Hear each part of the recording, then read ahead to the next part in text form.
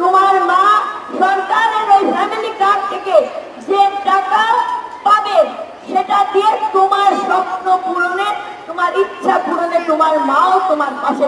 তোমাদের কি দায়িত্ব?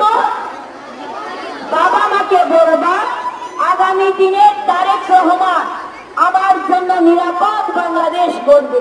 আগামী দিনে আমার স্বপ্ন পূরণের পাশে তারেক রহমানের সরকার হবে আমাদের সঙ্গী।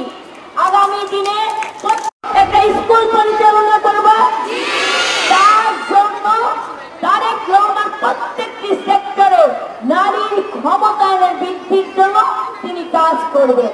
তাহলে আমরা আমাদের বাবা মাকে বলবো একটা সুযোগ আমরা জনাব তারেক রহমানকে দেব।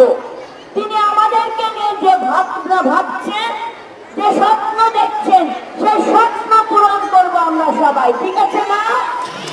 একটা জিনিস মাথায় রাখবা, এই দেশটা তোমাদের, এই দেশের ভবিষ্যৎ তোমরা।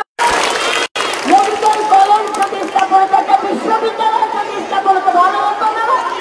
আগামী দিনে বিএনপি ক্ষমতায় আসলে আমরা সেই মেডিকেল কলেজের ব্যবস্থা করব, আমরা বিশ্ববিদ্যালয় করব, আমরা বিভিন্ন ধরনের বিনোদনের জন্য পার্ক নির্মাণ করব, আমরা তোমাদের জন্য ভালো ভালো জাতীয় পর্যায়ের ভবিষ্যৎ আমরা গড়ে তুলব। সবাইকে ধন্যবাদ। আমি আমার সকল আগামীর ভবিষ্যৎ আমি বিশ্বাস করি, নারীরা যদি শক্তির রূপা হয়, দারিদ্রতা দূর হলো, আবার আসে না। আগামী দিনে বিএনপি কি করবে তোমাদের জন্য জানতে চাও না? আগামী দিনে বিএনপি ভারপ্রাপ্ত চেয়ারম্যান জনাব তারেক রহমান তিনি বলেছেন, আমার প্রতিটি কন্যা শিশুর পাশে রাষ্ট্র নিতে হবে না। তারেক রহমান আগামী দিনে রাষ্ট্র পরিচালনার দায়িত্ব পেলে তারেক রহমান হবে তোমাদের বন্ধু, তোমাদেরকে এগিয়ে নিয়ে যাবে দেশ নায়ক জনাব তারেক রহমান। তিনি বলেছেন আমাদের নারীদেরকে উদ্যোক্তা হিসেবে গড়ে তুলতে হবে, তার জন্য যুগোপযোগী প্রশিক্ষণ এবং অর্থনৈতিক সহযোগিতা প্রদান করা হবে। তারেক রহমান কন্যা দিবসে অঙ্গীকার করেছেন 6টি করতে পারো এবং তুমি নিরাপদে চলতে পারো। তোমার প্রত্যেকটা ঘরে মা আছে না? মারা কার কার মা কাজ করে, বাইরে চাকরি করে দেখি, আর তাদের মা চাকরি করে না, একটু হাত উঁচু করো তো। অধিকাংশ মারা আমাদের কাছে সম্মানিত এবং মর্যাদাপূর্ণ ব্যক্তি হিসেবে নিজেকে প্রতিষ্ঠিত। যে আমাদের খালেদ মহিউদ্দিন উনি বাংলাদেশে এসেছেন এবং যদিও আমি তার সাথে যখন একটা শোতে ছিলাম আমি তখনও বলেছিলাম যে জুলাইয়ের মতো ঐতিহাসিক গণ অভ্যুত্থান এরপরে উনি বাংলাদেশে আসার সময় পান নাই, উনি জার্মানি থেকে বাংলাদেশ না এসে জার্মানি থেকে আমেরিকায় চলে গিয়েছিলেন। আমি শোতেই তাকে বলেছিলাম তো কি আসবে না আসবে এটা একান্তই তার ব্যক্তিগত ব্যাপার, কিন্তু দেশ জাতি রাষ্ট্র এসব নিয়ে যারা অনেক অনেক ভাবনা, অনেক বেশি ভাবনা। তো জুলাই গণ অভ্যুত্থানের পর এমন অনেক মানুষ তারা দেশে এসেছে, সরকারের অংশ না হওয়া গুরুত্বপূর্ণ না, এইসব শহীদ পরিবারের কাছে গেছে, সাফারিংস, তাদের কষ্ট। মুশকিলটা হলো এই ব্যাপারে আসলে ওভাবে রিয়াকশন দেওয়াটাও কঠিন। এরপরও আমি বিশেষ করে ইনকিলাব মঞ্চের ভাইদের যারা অ্যাক্টিভিস্ট আছে, আপনারা জানেন আমাদের সাথে অনেক শহীদ পরিবার, তাদের সাথে আমাদের কথা হয়, আমরা তাদের কোনো উপকার করতে পারি না, কিন্তু তাদের যে কথা যা তারা বলতে চায় কিন্তু কোথাও আসে না, তো তারা মনে করেন যে তাদের কথাটা হয়তো আমরা কোথাও পৌঁছে দিতে পারি।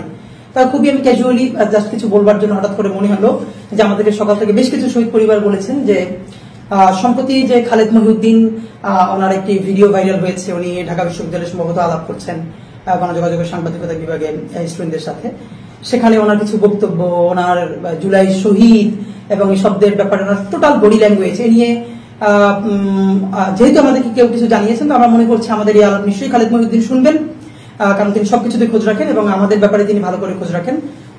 সুতরাং আশা করি উনি এটাও খেয়াল রাখবেন। তো আমরা যা বলছি এটা অনেক শহীদ পরিবারের কথা, তারা আমাদেরকে বলেছে আমরা হয়ে যেন তাদের ব্যাপারে কিছু, মানে তাদের কথাগুলোর জন্য আমরা একটু বলি। দেখেন আপনারা অনেকেই আমরা একটা ব্যাপারে রিয়াক্ট করছি, আমিও একটা পোস্ট দিয়েছি, সেটা হলো যে প্রধান ফ্যাসিস্ট খুনি হাসিনাকে তিনি সাবেক প্রধানমন্ত্রী বলেছেন। এই আলাপটা আসলে একটা সেকেন্ডারি আলাপ, এই আলাপটার থেকেও খুবই সিগনিফিকেন্ট একটা ব্যাপার ঘটে গেছে যেটা আমরা কেউ যেন অনেকে খেয়াল করছি না এই ভিডিওটার মধ্যে। আপনাকে কেউ খেয়াল করেছেন যে এই আলাপের একটা অংশে আমাদের খালেদ মহিউদ্দিন বলছেন এনসিপি যারা তরুণ তুর্কি মানে হাসনা সার্জিস তাদের কথা বলতে গিয়ে তারপরে খালেদ মহিউদ্দিন যখন পলাতক ছাত্রলীগের খুনি লীগের সভাপতি সাদ্দামের ইন্টারভিউ করতে চেয়েছেন তখন তো বাংলাদেশের আপমর সবাই এটার বিরুদ্ধে গিয়েছে এবং সেটা বেআইনিও ছিল এবং তখন সম্ভবত হাসনা সার্জিস ওরা যেরকম বলেছিল যে এই রক্তের সাথে বেইমানি করে প্রতারণা। তা আপনি একটা ব্যাপার খেয়াল করেন যে খালেদ মহিউদ্দিন কোন বডি ল্যাঙ্গুয়েজে কাদের সাথে কিভাবে তাদের বক্তব্যটাকে কোট করছেন। তিনি বলছেন বিপ্লবীদের রক্তের সাথে প্রতারণা করে বলে উনি হা করে হেসে দিচ্ছেন, ওনার হাসি আসছে না, আর্টিফিশিয়াল। এরপর উনি এটাকে আরো লঘু করবার জন্য যে বিপ্লবীদের রক্তের সাথে প্রতারণা করে এরপর উনি বলছেন বিপ্লব রক্ত প্রতারণা। এত সহজ শব্দ না, আসলে তো এত সহজ শব্দ না খালেদ ভাই, কিন্তু সহজ তো আপনি করে দেখালেন। কারণ হাসনা সার্জিসের ব্যক্তিগত কোনো অবস্থানও হয়তো যদি ভুল হইতে পারে, কিন্তু তারা যে জুলাইয়ের গণ অভ্যুত্থানের মুখ বলতে এই যে এত শহীদ এত আহত এটাকে আপনি স্বপ্নে যেভাবে লঘু করবার চেষ্টা করলেন, আপনি কি নিজে খেয়াল করছেন এটা আপনি কি করলেন? মানে আপনি বিপ্লবীদের রক্তের সাথে প্রতারণা এই বক্তব্যটাকে যেভাবে বাজেভাবে উপস্থাপন করলেন, এরপরে আপনি বললেন বিপ্লব রক্ত প্রতারণা, মানে এগুলো কিছু না। মজার ব্যাপার হলো আপনি একজন সাংবাদিক হিসাবে কি চান? একান্ত বস্তুনিষ্ঠ ব্যাপারগুলো তুলে আনতে চান। আপনি নিজে বলছেন যে ট্রমার ব্যাপারটা আপনার বক্তৃতার মধ্যে বলেছেন। ইভেন আমেরিকায়ও যদি কোনো ভিকটিম আবার সেই ইন্টারভিউ দেখে আরো ট্রমাটাইজড হয়ে যায় তাহলে তাকে বাংলাদেশের আইন তো কভার করেই না, আমেরিকার কোথাও কভার করেন, এটা আপনি বলেছেন। এরপরেও আপনি বলছেন যে তবে এটা এত বিগ, আপনি সাবেক প্রধানমন্ত্রী হাসিনার ইন্টারভিউ করতে চান যদি আপনার জেলেও যাওয়া লাগে। দেখেন আপনি কি বিরাট বিপ্লবী ভূমিকায় অবতীর্ণ হয়েছেন, যেবার আপনি জেলে গিয়ে হইলেও হাসিনার ইন্টারভিউ করতে চান।